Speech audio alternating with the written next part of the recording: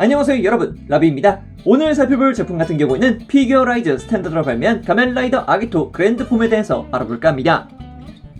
그럼 가면라이더 아기토 그랜드폼에 대해서 간략히 알아보도록 하겠습니다. 변신벨트 얼터링을 통해 아기토의 기본체가 되는 초월 육체의 금, 그랜드폼으로 변신한 형태입니다.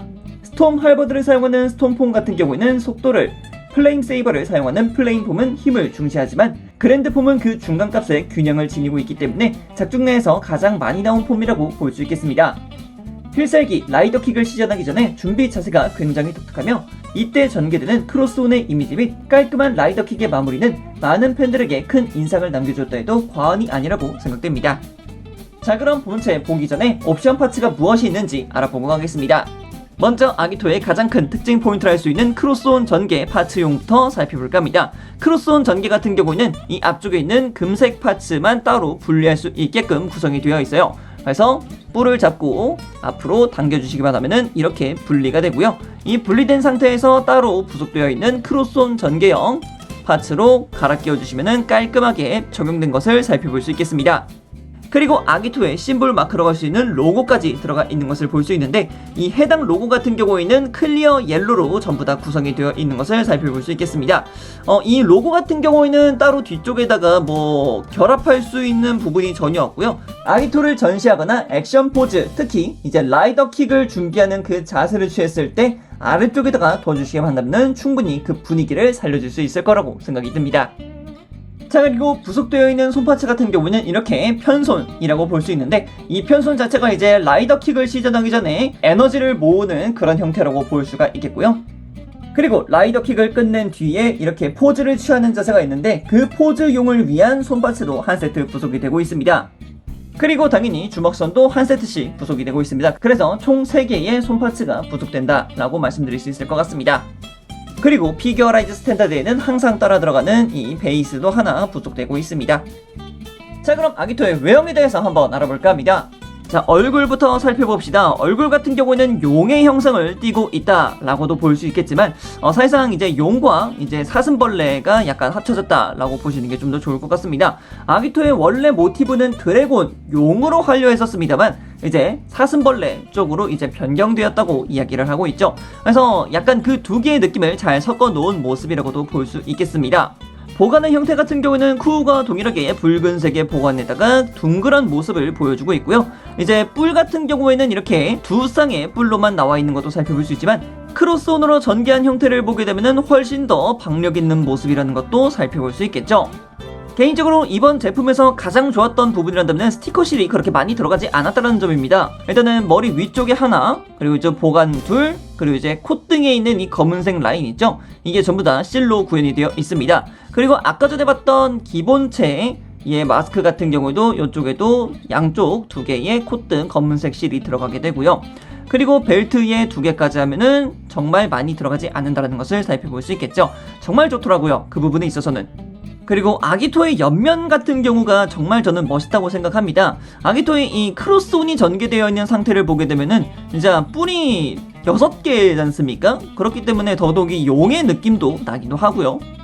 그리고 뿔 부분의 뒤쪽을 보게 되면은 이렇게 파츠로 맞게끔 되어 있어요. 골다공증을 많이 맞게끔 되어 있는 그런 조치였는데 저 같은 경우는 이쪽을 순접으로 막아줬습니다. 파츠가 약간 쉽게 떨어질 수 있는 구조였기 때문에 그냥 순접으로 붙여버려서 아예 떨어지지 않게끔 저는 고정을 시켜버렸습니다. 그 점 참고해주세요. 자, 그럼 아래로 내려서 가슴 살펴봅시다. 가슴 같은 경우에도 당연히 파츠 분할이 굉장히 많이 이루어져 있는 것을 볼 수 있고요. 사실 100% 전부 다 파츠 분할이라고 볼 수 있습니다. 그래서 어깨부터 시작해서 뒤쪽까지 하면은 완벽한 파츠 분할이라고 볼 수 있죠. 사실상 제가 넣어준 것이라고 한다면은 먹선 정도밖에 없다고 볼 수 있겠죠. 그래서 가슴 부분에는 당연히 금색으로 된 메끼 파츠를 사용하고 있는 모습을 볼 수 있겠고요. 그리고 이제 정중앙 부분, 이제 명치 쪽이라고 할 수 있죠. 명치 쪽에는 이제 와이즈맨 모노리스까지 있는 것을 볼 수 있겠고요. 내부에도 먹선을 넣어주고서 위쪽에다가 클리어 파츠를 더 씌워주는 형태로 되어 있는데, 야, 이게 진짜 볼법 하더라고요. 정말 멋있었습니다. 이게 무슨 말이 필요할까요? 진짜 만져보시고 제작해보시면은 이 느낌 잘 아실 수 있을 거라고 저는 생각을 합니다. 그리고 이제 어깨 같은 경우도 당연히 파츠 분할로 이루어져 있고요. 전부 다 파츠 분할입니다. 야, 진짜 대단했어요. 특히 이 팔 부분 있죠? 사실상 이전에 발매했던 피규어라이즈 스탠다드라면은 여기를 전부 다 그냥 실로 메꿔버릴 텐데 여기를 파츠 분할을 했더라고요. 야, 금색 파츠에다가 은색 파츠를 위아래로 끼워서 팔목 부분을 재현을 시켰다. 정말 놀라운 부분이죠. 자, 그리고 대망의 얼터링 같은 경우에도 스티커가 단 2개밖에 들어가지 않는다라는 정말 획기적인 기술력을 보여주었습니다. 이전에 발매했던 피규어라이즈 스탠다드 군들 같은 경우는 하나같이 전부 다 스티커실을 하나씩은 분명히 사용을 했었습니다. 하지만 이번 아기토에 같은 경우에도 확실하게 실은 사용합니다만 겉으로 드러나지 않는다라는 점이 가장 중요하다고 저는 생각을 합니다. 스티커 자체가 현재 보고 계시는 클리어 파츠 안쪽에 들어가는 것을 볼 수 있기 때문에 아무리 벨트를 만져도 실 자체가 벗겨지지 않는다라는 점이 있습니다. 굉장히 깔끔하다라는 거죠. 야, 이 얼터링 보십시오. 파츠 분할, 붉은색의 이 은색 라인들까지 전부 다 파츠 분할로 이루어져 있습니다. 야, 그리고 드래곤즈 아이까지 살펴보게 되면은 먹선 처리로 해서 디테일까지 잘 사로잡아 있는 모습까지 너무 좋더라고요. 네, 진짜 감탄스럽기 그지없습니다. 네. 자, 그리고 이제 다리로 넘어오게 되면은 사실상 아기토의 슈트 자체가 굉장히 심플한 형태이기 때문에 쿠우가와 많이 비슷하다고 볼 수 있겠습니다. 다만 이쪽 같은 경우에도 파츠 분할이 살벌하다라는 점에 있습니다. 이 무릎 보호대 같은 경우에도 파츠를 2개를 사용해서 색깔을 분할시킨 것을 볼 수 있겠고요. 그리고 이제 아래쪽으로 내려오는 이 발목 앵클랩 부분 뒤쪽을 보게 되면은 이렇게 또 파츠가 위아래로 나눠져 있고 이제 금색 파츠를 더 씌운 모습이라고 볼 수가 있을 것 같습니다. 진짜 너무 좋아요. 네, 진짜 좋습니다. 자, 그리고 이제 발바닥 같은 경우에도 당연히 아기토의 로고까지 나와 있는 것을 살펴볼 수 있겠습니다. 자, 그럼 가동도 살펴봅시다. 가동 같은 경우에는 목 슉슉 돌아가는 것을 볼 수 있고요. 아래쪽 그리고 이제 위쪽으로도 올려줄 수는 있습니다만 위쪽으로 올려줄 때 앞쪽에 있는 이 목의 커버가 함께 들어 올려줄 수 있습니다. 그래서 최소한 움직여 주시는 것을 권장드리는 부분이고요. 그리고 어깨 같은 경우에는 어깨 장갑 자체가 따로 가동하게끔 구조가 되어 있고요. 내부 안쪽에도 뽑혀지는 기믹 자체가 있습니다. 그래서 팔을 최대한 사용하게 되면은 반대편 가슴까지는 충분히 아주 쉽게 닿는다는 것을 볼 수가 있겠죠. 그리고 팔의 가동 같은 경우는 약 95도 정도 올라가는 것을 살펴볼 수 있었습니다. 당연히 2두 움직이는 것을 살펴볼 수 있겠고요. 팔꿈치 관절 같은 경우는 이중 관절로 해서 하나, 둘로 굉장히 크게 움직이는 것을 살펴볼 수 있었습니다. 꽤 크게 움직이는 것을 진짜 볼 수 있었어요. 자, 그리고 손목 같은 경우에는 볼관절을 쓰고 있습니다. 손과 함께 볼관절이 끼어져 있기 때문에 쉽게 빠질 수 있다는 점, 그 점 주의하시길 바래요. 자, 그리고 이제 상체와 허리 가동을 봐야겠는데 일단 상체 가동 같은 경우에는 위아래 가동이 있기는 합니다. 이 위아래 가동이 있기는 해서 라이더 킥 자세를 할 때 앞쪽으로 수그려질 수 있다라는 느낌까지 충분히 취해줄 수 있겠습니다. 그리고 허리 가동 자체는 역시 볼관절을 쓰고 있기 때문에 크게 움직이는 것도 살펴볼 수 있겠습니다. 아주 크게 움직이죠.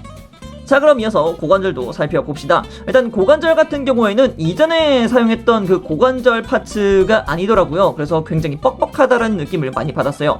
앞으로 들어 올릴 때도 굉장히 빡빡하게 움직인다라는 것을 볼 수 있었고요. 그리고 옆쪽으로 가동하는 거야 아무런 문제 없이 거리낌 없이 움직이는 것도 살펴볼 수 있었습니다. 뒤쪽도 마찬가지겠죠? 네.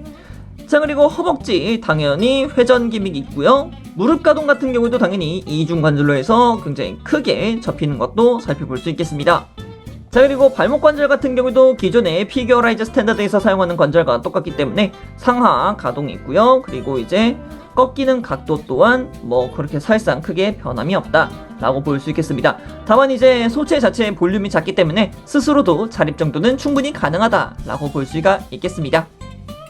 오늘은 이렇게 피규어라이즈 스탠다드로 발매한 가면라이더 아기토 그랜드폼에 대해서 알아봤습니다. 제 개인적으로 이전에 발매했던 가면라이더 류키도 굉장히 만족스러웠지만 이번 가면라이더 아기토 같은 경우에도 단연컨대 만족스러웠던 제품이었다고 저는 감히 말씀드릴 수 있을 것 같아요. 분명 이전에 발매했던 라이더 제품들보다는 확실히 볼륨이 작긴 합니다만 세부적인 파츠 분할을 통해서 실을 붙이는 부분이 많이 줄었다 라는 부분만에서도 저는 큰 점수를 줄 수 있을 것 같습니다. 자, 그럼 여기까지 라비였고요. 다음에 또 다른 제품 가지고 찾아뵙도록 하겠습니다. 그럼 그때까지 여러분, 차오! 안녕!